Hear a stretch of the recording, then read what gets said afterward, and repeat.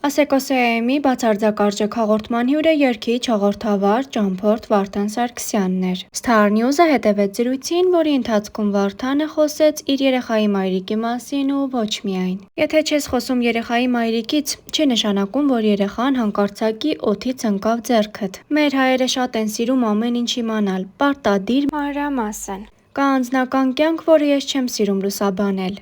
Պետք է հասկանալ նաև, որ կարա իմ դիմացինը չցանկանա իրեն ճանաչեն ու իրա մասին խոսվի։ Ես մի հատ նկար տեղադրեմ, պատկերացրեք ինչ է լինելու, իսկ ես չեմ ուզում այդ ամենն անել։ Այս պահին ասեմ, երեխան ունի մայր, շատ գեղեցիկ մայր։ Մենք միասին չենք ապրում այս պահին, որովհետև ես երկրում չեմ լինում։ Մեր մոտ ամեն ինչ նորմալ է, հրաշալի է։ Դա իմ անձնականն է, դա իմն է։ Ես եթե հայտնի եմ, պարտավոր չեմ լուսաբանել ու անպայման ցույց տալ։ Երեխայի մայրը հաճախ երկրում չի, ինձ նման։ Ամեն մարդ իր կյանքը ինքն է որոշում։ Ես այլ փուլի մեջ եմ հիմա, այլ բաներ են ինձ հետաքրքրում։ Մենք բոլորս տարբեր ենք և պարտադիր չի անենք էն, ինչ բոլորն են անում։ Շատ եմ խնդրում մեր հայերին այդքան հետաքրքրասեր չլինել, ուղղակի խնդրում եմ։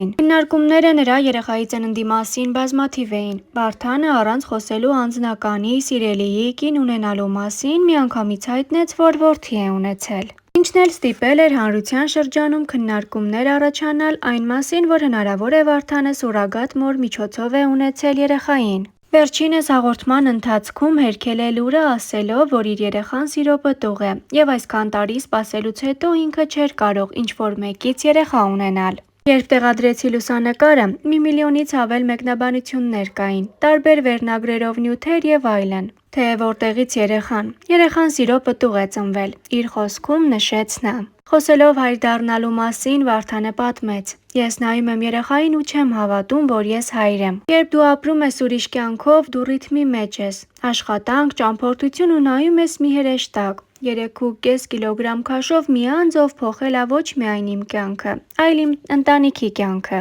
ով լույս ա բերել, ապագա ա բերել, ես նրան նայելով տեսնում եմ իմ ապագան։ Շատ շնորհակալ եմ Աստծուն։ Ես ինձ շատ երջանիկ եմ զգում ու ամբողջությամբ ինձ իմ ափսեի մեջ։ Երեխա ունենալու որոշումը կտրուկ է եղել։ Հիմա էլ հստակ կարող եմ ասել, որ ես էլի երեխա եմ ուզում ունենալ, աղջիկ։ Զրույցի ընթացքում խոսեցին նաև ընտանեկան հանգստի ժամանակ տեղի ունեցած դժբախտության մասին։ Ցավի միջից ոտքի կանգնել ու առաջ գնալ դժվար է։ Դա մի քանի փուլով եղավ։ Մենք ի սկզբանե 21 օր ապրում էինք Կուբայում։ Հիվանդանոցում 3 վիրահատություն և ամեն վիրահատությունից հետո ասում են 24 ժամ կապրի կամ չի ապրի։ Դրանից հետո հորս մահվան շոկը, հետո թղթաբանություն, որովհետև ես չէի համաձայնում, որ հայրիկին վառեն էնտեղ։ Ես ասեցի ինքը պետքա թաղված լինի Հայաստանում։ Գալ Հայաստան առանց իրա սենց փուլ էր։ Եթե ես Երևանում եմ, չկա կիրակի, երբ մենք հայրիկի մոտ չլինենք։ Այսինքն դա ամսվա մեջ մինիմում 2 անգամ։ Հիմա սպասում եմ երեխայիս 40 օրականը լռանա, անպայման իրան էլ եմ տանելու, թող տեսնի, որպեսզի վաղը ինձանից հետո իմանա որտեղ պիտի գա,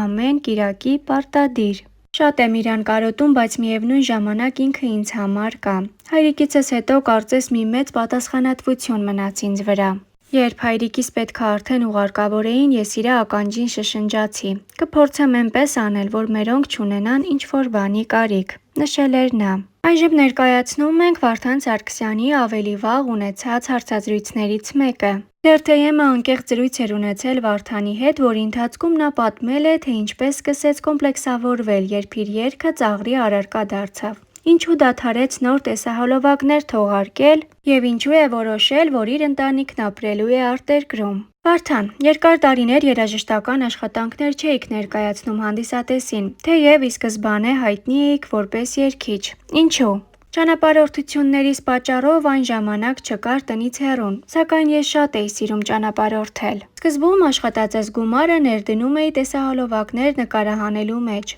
Հետո հասկացա, որ դա ինձ չի հետաքրքրում, ես ավելի շատ ուզում եմ ճանապարհորդել։ Երկուսն անել չէի կարող, նախընտրեցի ճանապարհորդելը, ինձ շատ հետաքրքիր էր տեսնել տարբեր երկրների նիստուկացը։ Այդ պահին դա հոգեպես ավելի մեծ բավարարվածություն էր տալիս ինձ, քան երգը։ Գործունեությունս որպես այդպիսին չեմ դադարեցրել։ Աշխատում եմ ակումբներում, շրջագայում եմ նաև համերգային ծրագրերով։ Ուղղակի ինձ մոտ եթերային դադար էր, սակայն շուտով նաև տեսահոլովակ կներկայացնեմ հանդիսատեսիս։ Կարելի է ենթադրել, որ տնից հեռու նախագծի շրջանակներում հասել եք ֆինանսական կայունության, որպեսզի և երաժշտական գործունեություն ծավալեք և կարողանաք ճանապարհորդել։ Իհարկե կա ֆինանսական աճ, որը նաև իմ աշխատասիրության արդյունքն է։ Անկեղծ ասած, այն, ինչ ես եմ հասցրել անել, քչերը կկարողանային։ Կան մարդիկ, ովքեր դիտում են ծրագիրն ու կարծում են, թե ես գնում եմ հանգստանում, վերադառնում եմ։ Իրականում ամեն ինչ հակառակն է։ Ես շատ եմ հոգնում նկարահանումներից և վերադառնում եմ հանգստանալու ցանկությամբ։ Դա աշխատանք է, իսկ ես չեմ կարողանում ճակերտավոր ասած գռդոն անել։ Ամեն ինչ լավ անելու ցանկությունս ինձանից շատ ուժ է խլում։ Ես հիմա ունեմ շատ հրավերներ որպես երգիչ։ Հեռուստանախագիծ, որն ունի հովանավորներ, տուրիստական իմ գործակալությունը։ Դա ինձ հնարավորություն է տալիս աշխատածս գումարի մի հատվածն էլ տրամադրել երգիս։ Թեև չգիտեմ ծախսը կվերադարձնեմ, թե ոչ։ Իրականում դա ինձ այդքան էլ չի հետաքրքրում։ Հիմա ուզում եմ այս աշխատանքն անել, որպեսզի ինձ հանգիստ զգամ։ Հայտնի մարդկանցից շատերի ուղղությամբ պարբերաբար բացասական ալիքներ են ուղղվում։ Ձեր կենսափորձում տարբեր փուլեր են եղել, այդ թվում շրջան, երբ ձեր երգերը հաճախ էին դառնում հումորի առարկա։ Ինչպես էր այդ ամենն անդրադառնում ձեր վրա։ Ես շատ լավ եմ վերաբերվում դրան։ Ես այդ երգերը ձայնագրել եմ 13-14 տարի առաջ։ Նույն Խենթ աղջիկը, Օլգա Ավազյանի հետ Ուրիշի գրկում ես դու զուգերքը մինչև այսօր Դահլիճն ինձ հետ երգում է։ Երգի հաղթանակը կարծում եմ դա է։ Հումորին շատ լավ էի վերաբերվում։ Բոլոր խնջույքներին Ռաֆոն իմ տնազն էր անում և միասին երգում էինք այդ երգը։ Այնպես չէ, որ դա ինձ հարվածելու համար էր արվում։ Երբ իմացա, որ կարգին հաղորդման մեջ պետք է երգեն իմ ձևով, շատ նորմալ ընդունեցի։ Աշխարհի բոլոր երգիչների տնազն անում են և դա նորմալ է, սակայն հիմա, այն ժամանակ մարդկանց թվում էր, որ ինձ ծաղրում են և սկսվեց վատ վերաբերմունք իմ հանդեպ։ Ինձ համար դա ծիծաղելի էր, բայց այդ ժամանակ սկսեցի կոմպլեքսավորվել և չերգել այդ երգը, չնայած այն ուներ մեծ ճանաչում։ Իսկ հիմա… Ժամանակի հետ այդ ամենն անցավ։ Մի անգամ ակումբներից մեկում Ռաֆոյի հետ երգեցինք այդ երգը։ Հրաշալի էր։ Հիմա նոր երգ եմ թողարկում։ Պիտի խնդրեմ Ռաֆոն որևէ ծրագրում անդրադառնա իմ այս երգին, որովհետև դա ինձ համար լավ PR կլինի։ Վստահ եմ, հիմա այլ կերպ կընկալվի։ Ժամանակի հետ այդ ամենին այլ տեսանկյունից նայելը փոփոխությունների փուլ է ենթադրում։ Ինչը փոխվեց։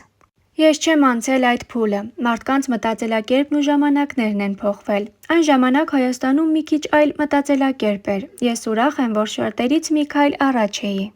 Եթե ես առաջինն էի, որ կարող է ինձ թույլ տալ տեսահոլովակում հագնել ճղված ջինս, այն ժամանակ այստեղ չկային նման բաներ։ Ես խնդրում էի ինձ համար արտերկրից բերեն այդպիսի ջինս։ Հիմա աղջիկները մերկ են նկարահանվում, տղաները դիմահարդարմամբ։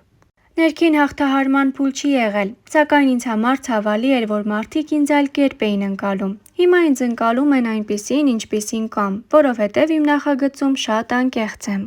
17 տարի է բեմում եք, ձեր պրակտիկայում որ փուլն եք համարում անկումային։ Անկումային ընթացք չեմ ունեցել։ Եթե որևէ մեկի համար իմ տեսահոլովակ չնկարելը եթերում չլինելն անկումային է, ինձ համար այդպես չէ, որովհետև միշտ կարողացել եմ աշխատել գումար, հրավերներ եմ ունեցել։ Որևէ խնդիր չեմ ունեցել։ Կան մարդիկ, ովքեր ամբողջ օրը եթերում են, բայց համերգներ չունեն։ Հիմա բիզնես եք սկսել և տուրիստական գործակալություն ունեք։ Այս տարիների ընթացքում այլ աշխատանքներով զբաղվել եք ձեր նպատակներին հասնելու համար։ Հիմնականում ամեն ինչ պտտվել է երգի շուրջ, թեև ունեմ լրագրողի, ռեժիսորի մասնագիտություն։ Ես միշտ զբաղված եմ եղել։ Հիմա շնորհիվ իմ աշխատանքի փոփոխվել է կյանքիս ռիթմը։ Չունեմ ազատ օրեր, հանգիստս վայելելու ժամանակ, որովհետև ինձ մոտ մի քանի բան է՝ երգ, տնից հեռու նախագիծը և տուրիստական գործակալությունս, որին ուշադիր հետևում եմ։ Հնարավոր է վաղը որոշեմ օդաչու դառնալ։ Հասկանամ, որ երգը, տնից հեռուն այլևս գումար չեն բերում։ Նոր մասնագիտություն սովորեմ։ Իմ դեպքում ամեն ինչ հնարավոր է։ Փաստորեն մաքարող տեսակ եք։ Այո, և շատ եմ սիրում մտածել վաղվա օրվա մասին։ Դա ինձ ստիպում է ավելի արագ շարժվել և գործունեություն ծավալել։ Երբեք չեմ ընկալել մարդկանց, որոնք ապրում են միայն այսօրով։